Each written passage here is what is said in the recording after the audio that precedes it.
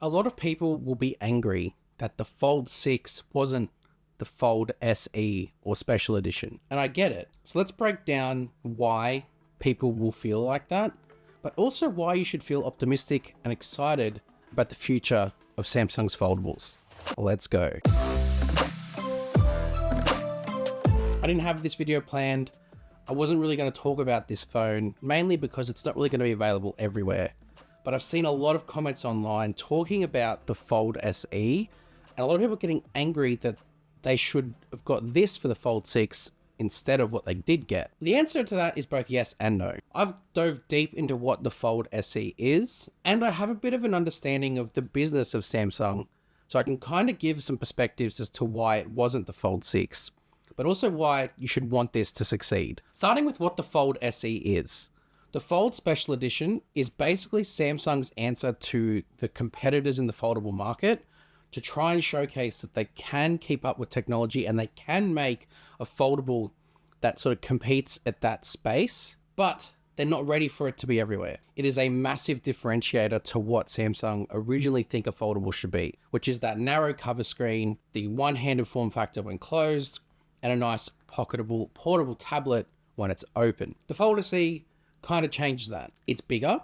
I have cut out and made a cutout of the Fold SE per the specifications on Samsung's website in Korea. Fun process, slightly frustrating because I don't have a ruler, even though I've got kids. There's just no rulers here, so I had to use a best dad ever tape measure and then cut it out on children's paper. What I noticed immediately once I sort of had this process done was when it's open, it is far bigger. It is an 8-inch diagonal as opposed to 7.6, and it's both wider and taller with a 20:18 aspect ratio. Now, I don't think when it's open, it's going to make too much of a drastic difference to your experience. Yes, you'll get the bigger screen real estate, which is great, but it's 3 grams lighter than the Fold 6, so it's not actually going to be heavier or heftier to hold, and it's an impossible 4.9 millimeters thin, which just seems crazy. That is thinner than the Tab S10 Ultra, which is 5.4 millimeters. That I don't think will matter too much. I think in fact, it's actually going to be easier and more comfortable to carry when it's open due to it being thinner and lighter, even with that bigger, wider and taller size. The Fold 6 is already big when open, so I don't think it'll be too much adjusting to this new style. Where the adjustment I think will be made and the compromise I think Samsung is making here is based off when it's closed. Samsung for the last 6 generations of Fold have been showing us that their version of a foldable is a narrow form factor, so it's more comfortable to use one-handed. The original Fold was the perfect example of that. Samsung went with a comically small 4.6-inch cover screen with massive bezels, so you could actually use it quite comfortably one-handed. And then the whole purpose is you have that bigger inner display to unfold into. But a lot of brands have come out and they've changed sort of the perception of a foldable. A lot of people are saying they want that big phone, normal phone experience on the front, and then they want the tablet on the inside. So with the Fold Special Edition, Samsung are giving them that. They're saying, well, if this is what you want, let's test it in a couple of markets and see how it goes. So on the front of the Fold Special Edition, you have a 6.5-inch diagonal cover screen that is 21:9 aspect ratio. Way more conventional compared to what has been there on the Fold 6, the 6.3, and it's definitely a lot narrower and a lot shorter. Especially when you hold the Fold 6 over the dimensions of this, you see it straight away where that extra width and that extra height will come from. Personally, I am happy with the Fold 6's aspect ratio on both the inner display and the cover screen. What I do appreciate about the Fold Special Edition when it comes to size is how they've shaved some millimeters off. It is just 10.6 millimeters thick when it's closed. So whilst you do sort of lose that narrowness, you do gain a bit of hand space in the thickness this way. And I think that's okay. I don't think that's a bad thing.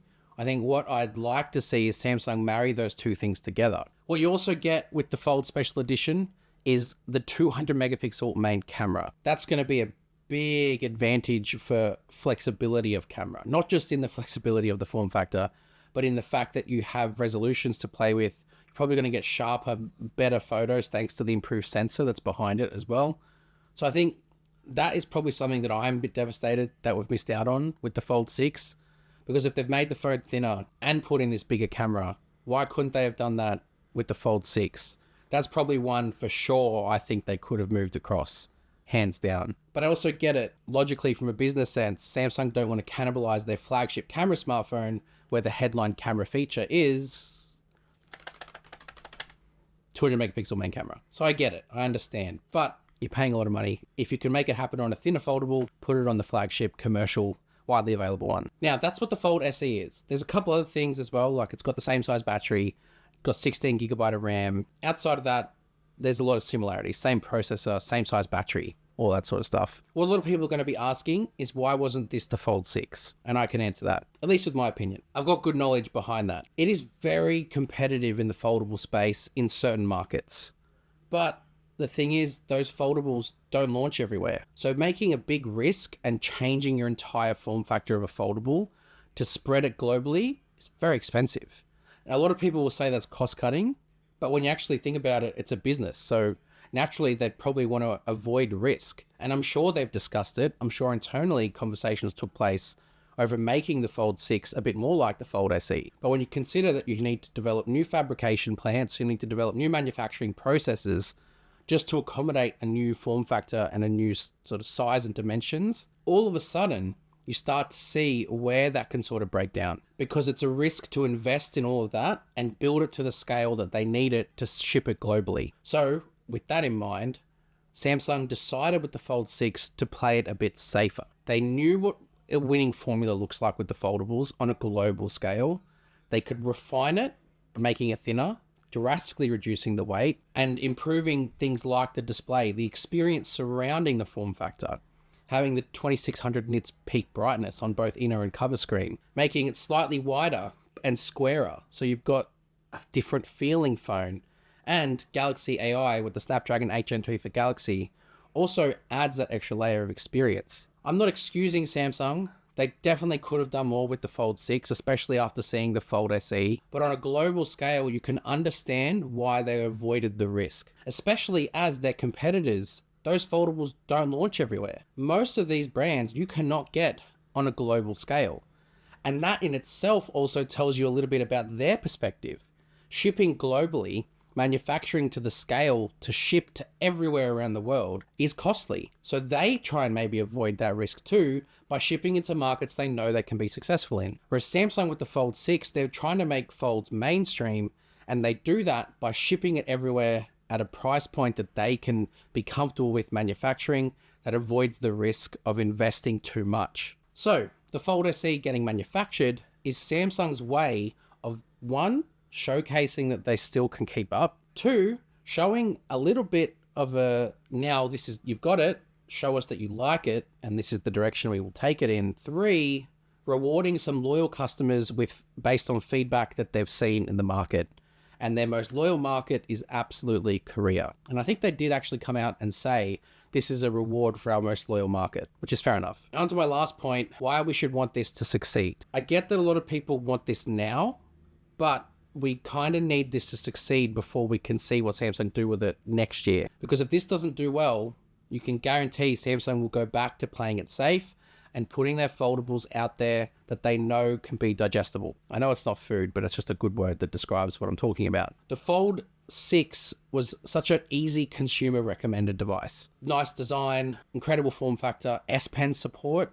That's another thing I think I should have mentioned, S Pen. The Fold SE, to achieve its 4.9 millimeters, sacrificed the digitizer for the S Pen. So I think whilst you do have some extra advancements like the creaseless display, near creaseless display, and the crazy thin device, you lose things. And I think Samsung is trying to make sure that the Fold 6 and the Fold series can be mass market appeal. Back to my point, we should want this to succeed, because if we can prove that this is desirable, Samsung can see a place in the market for a device almost like a Fold Ultra, where they can actually invest resources, invest innovation into developing something that can ship globally at this scale. A Fold 6 is comfortable. It's secure. You know what you're going to get. The Fold Special Edition has a risk attached to it. A lot of you might be thinking this is Samsung playing it safe, but they've got a history of doing this. They like to introduce test devices into the markets where they can sort of safely test something and judge the response, the reaction. My perfect example of that is the Galaxy Round. Launching alongside the Note 3, this was a concave curved device that launched only in one market. Maybe one or two, but definitely launched in Korea, but nowhere else saw it. This was Samsung's first curved AMOLED display on a smartphone. The response to this then paved the way for Samsung to invest and develop devices like the Note Edge, which again was a bit more of a test device in certain markets, which then off the back of that success, we saw the S6 Edge. And as we know further forward, the foldable got developed off that sort of curved and bended glass and display format. So we should want the Fold SE to succeed in the same way those devices did, to show Samsung that this is the way they should maybe go forward. I think there's room for both, but I do think they need to maybe bring the price of one down, probably the Fold 6 form factor, the narrower cover screen and the shorter display, versus the SE, which I think could be then shifted into Ultra territory. But Samsung's device lineup is pretty convoluted as it is, so we'll just have to wait and see what they end up doing. I'm still going to try and get one. I think there is some merit in just at least seeing the direction Samsung are taking and then showing you guys where I think the advantages of it lie versus where the advantages of the current form factor lie. Let me know what you guys think. I'm very curious to hear the thoughts of the subscriber base that I have, because you guys are probably, like me, very loyal, very devoted Samsung users. And you would have your very strong opinions over the direction Samsung need to go. It's an interesting conversation. Definitely one worth having in the comments below. So check that out. Hit subscribe, tech with benefits, and I'll see you guys in the next one. You!